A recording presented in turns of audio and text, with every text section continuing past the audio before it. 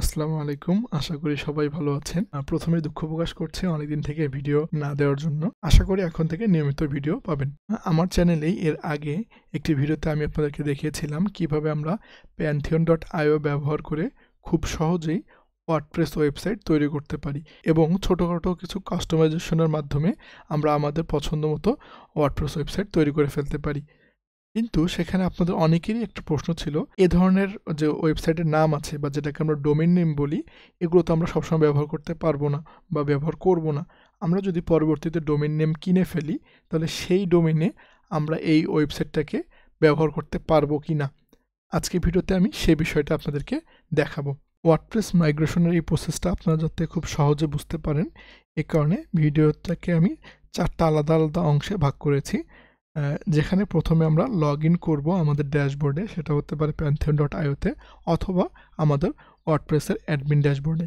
এর পরবর্তীতে আমরা একটা প্লাগইন ডাউনলোড করে নিব, যেটাকে বলা হচ্ছে all in one WP migration, এবং এই প্লাগইনটা ব্যবহার করে আমরা আমাদের যে পুরনো ওয়েবসাইটটা আছে, যেটাকে আমরা আসলে কপি করে নিয়ে যেতে চাচ্ছি, সেটাকে আমরা ক্লোন করব বা এক্সপোর্ট করে নিব। এবং পরবর্তীতে আমরা করব কি, আমরা আমাদের নতুন ওয়েবসাইটে আবার লগ ইন করবো এবং সেখানে আমাদের এই এক্সপোর্ট করা ফাইলটাকে আমরা ইম্পোর্ট করব। তাহলে চলুন শুরু করা যাক।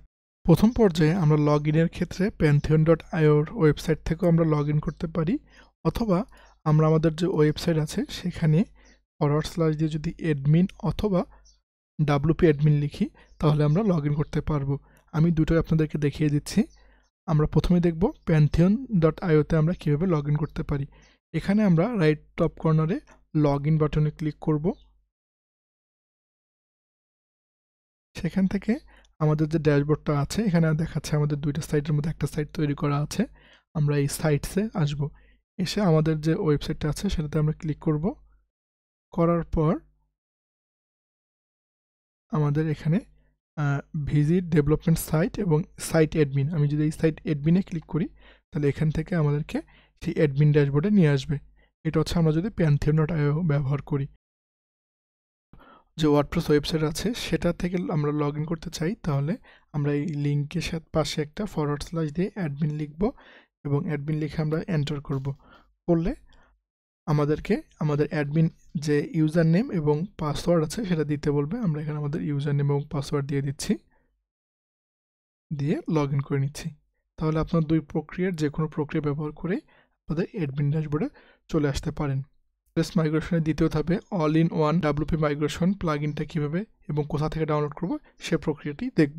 এজন্য চলে আসবো আমরা গুগলে এবং আমরা এখানে লিখব ডেভেলপার জোন।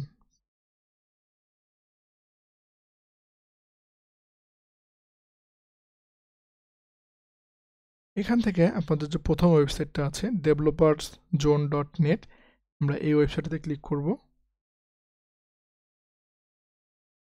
এখান থেকে আমরা ওয়ার্ডপ্রেসের ফ্রি থিম, ফ্রি প্লাগইন এবং অনেক কিছু ডাউনলোড করতে পারি।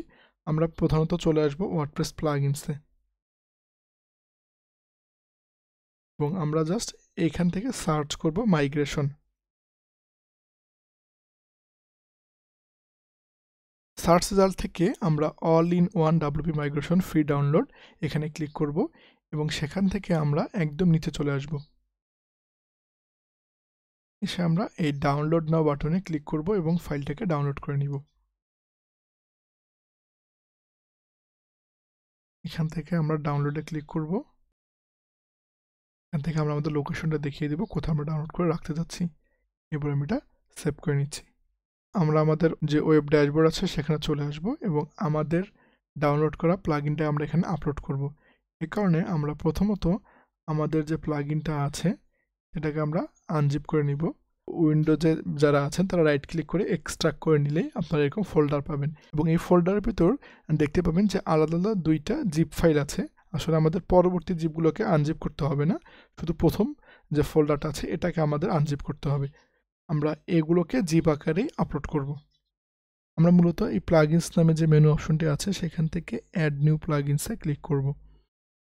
সেখান থেকে আমরা উপরে যে আপলোড প্লাগইন নামে একটা অপশন আছে সেই বাটনে ক্লিক করছি, করে আমরা আসব চুজ ফাইলে। এখান থেকে আমরা যে আনজিপ করলাম ফাইলটা তার ভিতর আলাদা আলাদা দুইটা জিপ ফাইল আছে সেগুলোকে এক এক করে আমরা আপলোড করব। তাই আমি এটাকে ইনস্টল করে নিচ্ছি এবং এটাকে আমি সেভ করে নিচ্ছি এবং আমি আবার এখান থেকে add new upload plugin choose file, এখান থেকে যে লিমিটেড এক্সটেনশন এটাকে আমি অ্যাড করে নিচ্ছি। এখানে কেন দুইটা প্রয়োজন হচ্ছে এটা আমি একটু বলে দিই। আমাদের প্রথম যে প্লাগইনটা ছিল সেটি আসলে আমাদের মূল প্লাগইন, আর পরবর্তীতে আমরা যে আনলিমিটেড এক্সটেনশন ব্যবহার করছি এটা মূলত আমাদেরকে এই প্লাগইনটার প্রো ভার্সন প্রোভাইড করছে। কারণ এই প্লাগইনটা যদি আমরা প্রো ব্যবহার না করি জাস্ট 100 MB একটা ফাইল আমরা ইম্পোর্ট বা এক্সপোর্ট করতে পারবো, বাট এইটার মাধ্যমে আমরা আমাদের ইচ্ছা মতো যত বড় ফাইল হোক না কেন আমরা সেটাকে ব্যাকআপ নিতে পারবো। এই কারণে এই দুটাকে আমরা প্রথমত ডাউনলোড করে আপলোড করলাম এবং আমরা এটাকে অ্যাক্টিভ করে নিব। এবার আমরা দেখব তৃতীয় ধাপে আমরা আমাদের ওয়েবসাইটকে কীভাবে এক্সপোর্ট করতে পারি বা আমরা আমাদের ওয়েবসাইটে ক্লোন তৈরি করতে পারি। সে কারণে আপনারা আপনাদের মেনু বারে দেখবেন all in one WP migration নামে একটা অপশন চলে আসছে এবং সেখান থেকে আমরা এক্সপোর্টে ক্লিক করব। করার পর দেখবেন এখানে এই এক্সপোর্ট টু নামে একটা গ্রিন বাটন দেওয়া আছে, জাস্ট এখানে আমরা একটা ক্লিক করব, করে এই ফাইল নামে যে অপশনটা আছে সেখানে একটা ক্লিক করব, করে কিছুক্ষণ সময় আমরা ওয়েট করব। তো আমরা দেখতে পাচ্ছি আমাদের একটা ফাইল অলরেডি তৈরি হয়ে গেছে 212 MB। আমি জাস্ট এখানে ক্লিক করছি, করার পর আমি আমার লোকেশন দেখিয়ে দিচ্ছি কোথাও এটা ডাউনলোড করতে চাচ্ছি এবং আমি সেভ দিচ্ছি। সেভ দিলে আমাদের এই ফাইলটা এখানে ডাউনলোড হয়ে যাচ্ছে।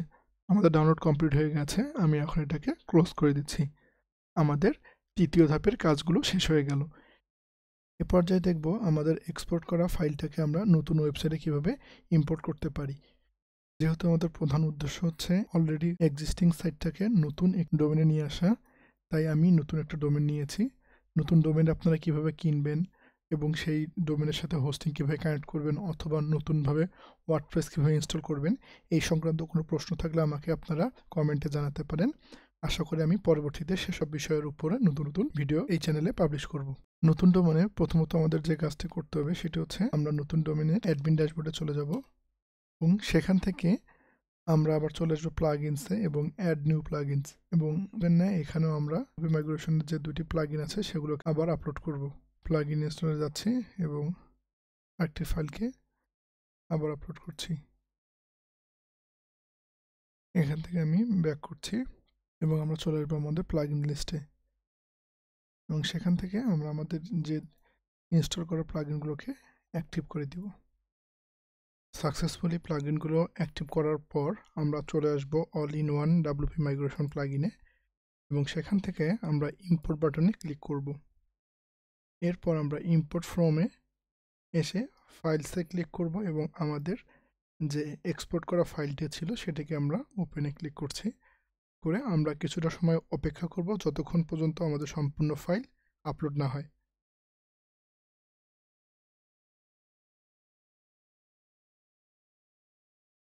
আমাদের ফাইলটি সাকসেসফুলি আপলোড হয়ে গেছে। আমরা এখন পরবর্তী স্টেপে যাব, এর জন্য আমরা প্রসিডে ক্লিক করব। সাকসেসফুলি আমাদের সবগুলো ফাইল আপলোড হয়ে গেছে, এখন আমরা ফিনিশ করে দিচ্ছি। দেওয়ার পর আমরা যদি আমাদের এই সাইটটাকে একবার চেক করি তাহলে আমরা সাইটটিকে দেখতে পাচ্ছি ঠিক আমাদের আগে যেভাবে সাইটে ছিল তার মতো। আর এভাবেই আমরা বুঝতে পারলাম যে কিভাবে আমরা আমাদের একটা ডোমেইন থেকে নতুন একটা ডোমেইনে আমাদের ওয়েবসাইটকে মাইগ্রেট করতে পারি।